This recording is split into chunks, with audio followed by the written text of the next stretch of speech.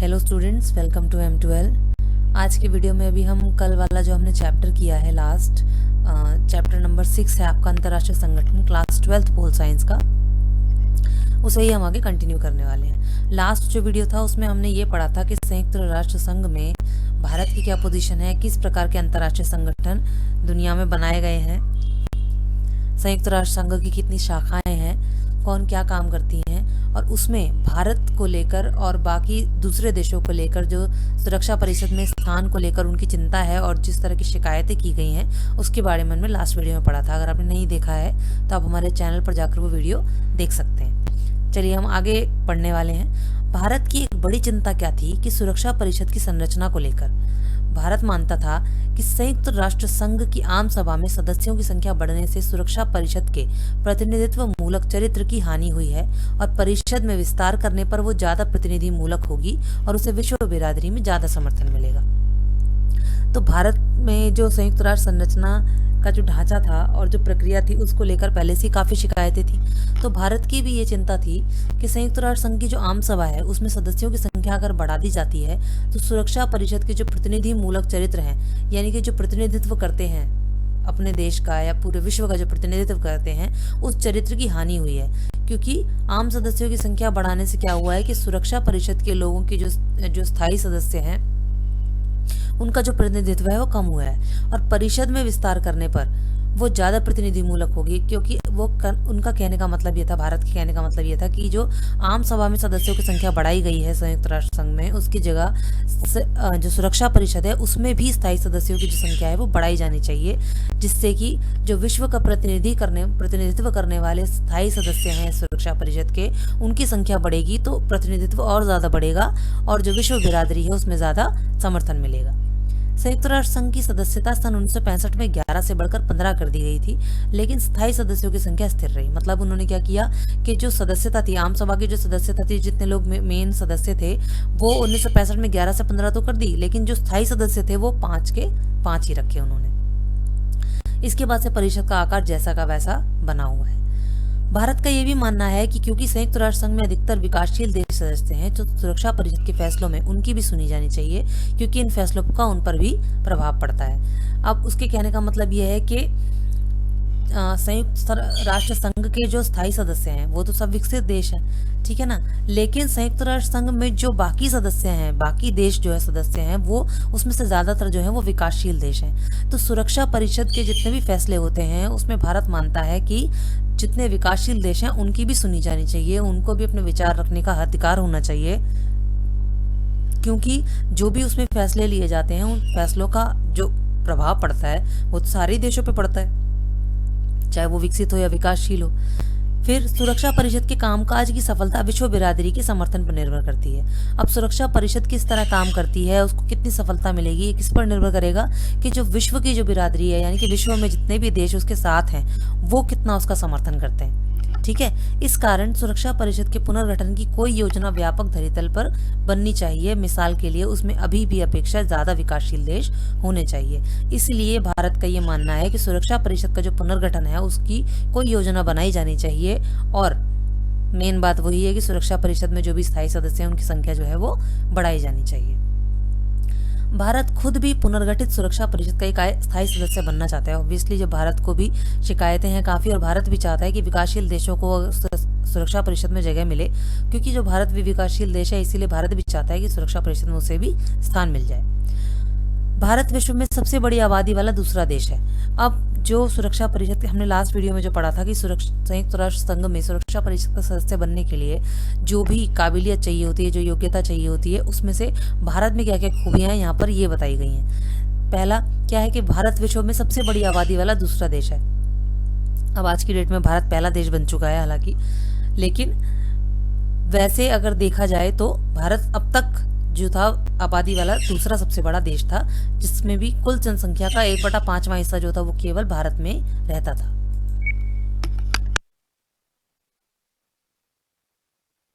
विश्व का सबसे बड़ा लोकतंत्र है, यानी कि सबसे बड़ी लोकतांत्रिक प्रणाली जो है, सबसे बड़ी लोकतांत्रिक व्यवस्था किसमें पाई जाती है?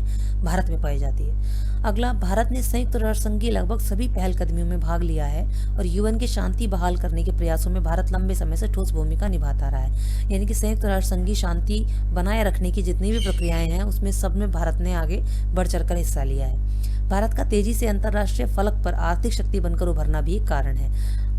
इसमें क्या कहने का मतलब है इसका कि अंतर्राष्ट्रीय स्तर पर एक आर्थिक रूप से भारत बहुत ही मजबूत देश बनकर आगे बढ़ता चला है। भारत ने संयुक्त राष्ट्र संघ के बजट में नियमित रूप से अपना योगदान दिया है और कभी भी अपने भुगतान से चूका नहीं है। अब आपको याद होगा कि जो लास्ट हमने पढ़ा था, लास्ट वाली वीडियो में ये था कि सुरक्षा परिषद का सदस्य बनने के लिए संयुक्त राष्ट्र संघ में हर एक देश को कुछ ना कुछ योगदान देना पड़ता है, ये भी डिपेंड करता है। तो भारत ने अपने हिस्से का जो उसका योगदान है वो उसने संयुक्त राष्ट्र संघ के बजट में हमेशा दिया है, नियमित रूप से दिया और कभी भी अपने भुगतान से चूका नहीं है।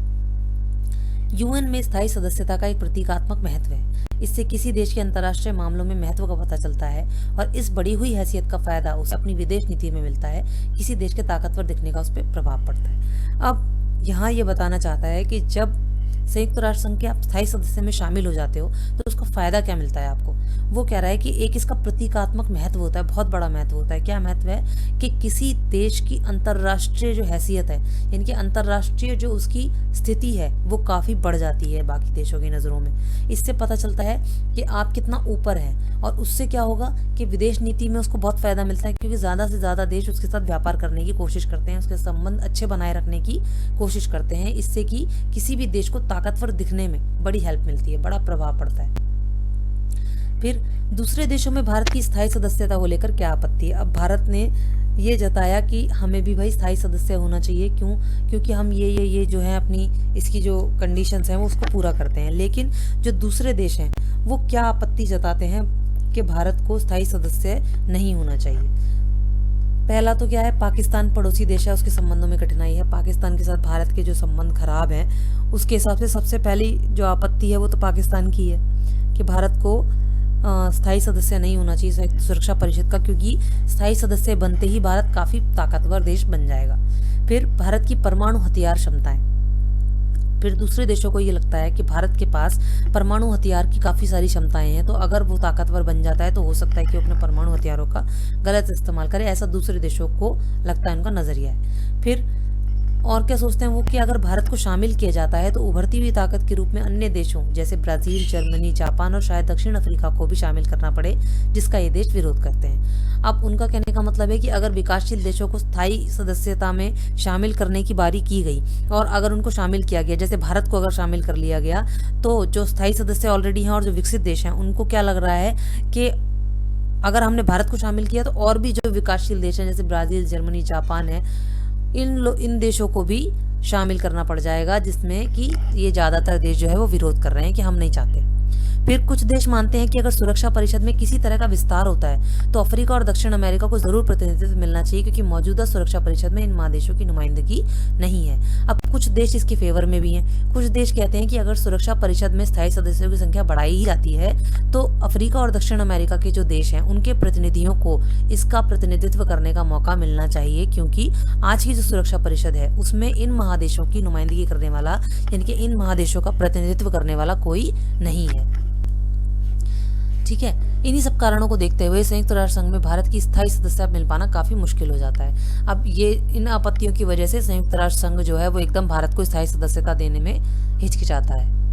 एक ध्रुवीय विश्व में संयुक्त राष्ट्र, अब एक ध्रुवीय विश्व में अगर देखा जाए तो संयुक्त राष्ट्र के क्या महत्व है, क्या पोजीशन है। संयुक्त राष्ट्र के सुधार और पुनर्गठन के बारे में चिंताओं के बीच ये आशा की जाती है कि परिवर्तन संयुक्त राष्ट्र को एक ध्रुवीय दुनिया के साथ बेहतर ढंग से निपटाने में मदद कर सकते हैं, जहां अमेरिका एकमात्र महाशक्ति है, लेकिन अभी भी कुछ बातों का ध्यान रखा जाना चाहिए। अब उन्होंने कहा है कि एक ध्रुवीय विश्व का मतलब ये है कि ऐसा विश्व जहां पर एक ध्रुवीय महाशक्ति है, यानी जिसे अमेरिका को कहते हैं। अमेरिका इकलौती महाशक्ति है आज के अगर विश्व में देखा जाए तो अगर संयुक्त राष्ट्र में सुधार किए जाते हैं और उसकी पुनर्गठन की जितनी चिंताएं चल रही हैं उसके बीच में ये आशा भी की जाती है कि अगर ऐसा परिवर्तन होता है तो हो सकता है कि संयुक्त राष्ट्र को एक ध्रुवीय दुनिया से बेहतर ढंग से बनाया जा सके, यानी कि एक ध्रुवीय दुनिया जो आज के टाइम में है उससे बेहतर बनाया जाएगा।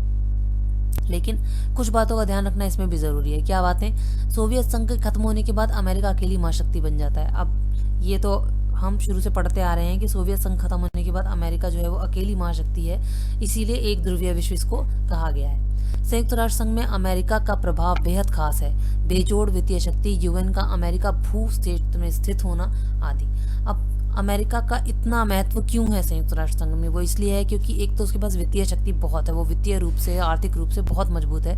दूसरा कि जो संयुक्त राष्ट्र संघ है उसका अमेरिकी भूभाग में स्थित होना, उसका जो हेडक्वार्टर है, उसका जो प्रमुख कार्यालय है वो अमेरिका में स्थित है। इसकी वजह से जो अमेरिका पर संयुक्त राष्ट्र का प्रभाव है वो काफ़ी दबदबा वाला हो जाता है। संयुक्त राष्ट्र संघ के कई नौकरशाह इसके नागरिक हैं। संयुक्त राष्ट्र संघ में काम करने वाले कई सारे लोग जो हैं वो अमेरिका के नागरिक हैं। निषेधाधिकार के कारण अमेरिका अपने हितों के विरुद्ध जाने वाले किसी भी प्रस्ताव को रोक सकता है। अब अमेरिका के पास क्या ताकत है? क्योंकि अमेरिका स्थायी सदस्य है सुरक्षा परिषद का, तो उसके पास निषेधाधिकार है। निषेधाधिकार का प्रयोग करके वो क्या कर सकता है कि कोई भी प्रस्ताव अगर उसे अपने हित के विरुद्ध ज़्यादा दिखेगा तो उस प्रस्ताव को वो वहीं निषेधाधिकार का यानी कि वीटो पावर का प्रयोग करके रोक सकता है। अपनी ताकत और निषेधाधिकार के कारण संयुक्त राष्ट्र के महासचिव के चयन में भी अमेरिका बहुत वजन रखता है। अब एक अमेरिका के पास ताकत बहुत है, दूसरा उसके पास वीटो पावर है। इसकी वजह से संयुक्त राष्ट्र संघ के जो महासचिव हैं उसका जब चयन किया जाता है तो उसमें भी अमेरिका को बराबर महत्व दिया जाता है, बहुत इंपॉर्टेंस दी जाती है उसको। इस तरह संयुक्त राष्ट्र संघ अमेरिका की ताकत पर अंकुश लगाने में खास सक्षम नहीं रहा, यानी कि संयुक्त राष्ट्र संघ भी अमेरिका की ताकत पर काबू पाने में खास कामयाबी नहीं पा सका है। संयुक्त राष्ट्र संघ की बार बार आलोचना के बावजूद इस संगठन को एक ऐसे उद्देश्य के रूप में देखा जाता है जो 190 से अधिक राष्ट्रों को संघर्षों, सामाजिक और आर्थिक विकास से निपटाने में साथ लाता है। अब संयुक्त राष्ट्र संघ की बेशक बार बार आलोचना होती हो, लेकिन फिर भी इस संगठन को एक ऐसे पहल के रूप में देखा जाता है जो पूरे विश्व में शांति बनाए रखेगा, संघर्षों और सामाजिक आर्थिक विकास के में जो भी कठिनाइयां आती हैं उनसे निपटने में मदद करता है। संयुक्त राष्ट्र संघ में थोड़ी कमियां हैं, लेकिन इसके बिना दुनिया और बदहाल होगी। विभिन्न समाजों और मसलों के बीच पारस्परिक निर्भरता को बनाए रखने के लिए संयुक्त राष्ट्र संघ का महत्व बढ़ता रहेगा। अब वो कह रहा है कि आज के टाइम में भी ऐसा नहीं है कि संयुक्त राष्ट्र संघ में कमियां नहीं है, उसकी संरचना में, ढांचे में, प्रक्रिया में कई सारी कमियां पाई जाती हैं, लेकिन अगर संयुक्त राष्ट्र संघ नहीं होगा तो और ज़्यादा विश्व जो है वो बहुत ज़्यादा बुरी हालत में पहुंच जाएगा। युद्ध की कोई सीमा नहीं होगी, कोई भी देश किसी पर भी युद्ध कर सकेगा। इस पर अंकुश लगाने के लिए एक संयुक्त राष्ट्र संघ संगठन बना है और इसकी ज़रूरत आज भी बहुत ज़्यादा है। अब ऐसे ही कुछ अंतर्राष्ट्रीय संगठनों के बारे में और ज़्यादा बताया गया है। पहला बताया गया है किसको? विश्व बैंक को। विश्व बैंक क्या है? इसकी स्थापना की गई द्वितीय विश्व युद्ध के तुरंत बाद सन 1945 में इसकी स्थापना कर दी गई। इसका कार्य क्या था कि यह विकसित देशों पर केंद्रित होगा। ये बैंक मानवीय विकास, शिक्षा, स्वास्थ्य, कृषि और ग्रामीण विकास, पर्यावरण सुरक्षा, आधारभूत ढांचा और सुशासन के लिए काम करता है। यानी कि ये विकसित देशों पर केंद्रित है। विकसित देशों पर केंद्रित क्यों है? क्योंकि वर्ल्ड बैंक में जितना भी पैसा आता है वो ज़्यादातर जो है वो विकसित देशों से ही आता है। और उसके बाद ये क्या करता है कि मानवीय विकास के जो कार्य हैं, शिक्षा हो गया, स्वास्थ्य, ग्रामीण विकास, ठीक है, पर्यावरण सुरक्षा, इन सब कार्यों में जब भी आर्थिक रूप से मदद चाहिए होती है तो विश्व बैंक इसमें मदद करता है। ये अपने सदस्य देशों को आसान ऋण और अनुदान देता है। ये संस्था समकालीन वैश्विक अर्थव्यवस्था को प्रभावित करती है। ठीक है, तो इसके भी जितने भी देश हैं, संयुक्त राष्ट्र संघ के जितने भी देश हैं या विश्व बैंक में जितने भी देश सदस्य हैं, ये उनको आसान किश्तों पर ऋण देता है और अनुदान भी देता है। तो समकालीन आजकल जो वैश्विक अर्थव्यवस्था है ये इसको काफ़ी प्रभावित करता है। गरीब राष्ट्रों के लिए आर्थिक एजेंडा को अपने ऋणों के लिए कड़ी शर्तों को जोड़ने और मुक्त बाजारों सुधारों को मजबूर करने के लिए अक्सर इसकी आलोचना की जाती है। लेकिन इसकी भी आलोचना की जाती है। क्यों की जाती है? कि ये गरीब राष्ट्रों के लिए आर्थिक एजेंडा, अब ये गरीब राष्ट्रों को जब ऋण देता है तो बहुत ज़्यादा कड़ी शर्तें रखता है और मुक्त बाजार सुधारों को मजबूर करने के लिए, मतलब कि जो फ्री ट्रेडिंग बनाई गई है, मुक्त बाजार व्यवस्था बनाई गई थी, इसमें इसके सुधारों को मजबूर करता है। मतलब कि इसके जितने भी सुधार हुए हैं उनकी आलोचना करता है, उन पर ठीक ढंग से काम नहीं करता। अगला ही आपका संगठन है WTO, यानी कि विश्व व्यापार संगठन। इसकी स्थापना कब हुई? इसकी स्थापना हुई सन 1995 में general agreement on trade and trade and tariff के उत्तराधिकारी के रूप में हुई, जो दूसरे विश्व युद्ध के बाद अस्तित्व में आ गया था। इसके सदस्य कितने हैं? इसके 164 सदस्य हैं।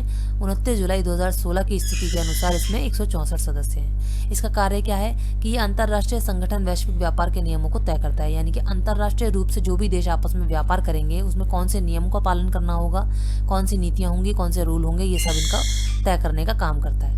विकसित देश की बहुधा शिकायत रहती है कि इस संगठन की कार्यविधि पारदर्शी नहीं है और बड़ी आर्थिक ताकतें उन पर दबाव डालती हैं। अब ज़्यादातर विकसित देश हैं जो इस बात की शिकायत करते हैं कि ये जो संगठन है इसके जो कार्य करने की विधि है वो पारदर्शी नहीं है और बहुत बड़ी आर्थिक ताकतें इस पर लगातार दबाव डालती रहती हैं।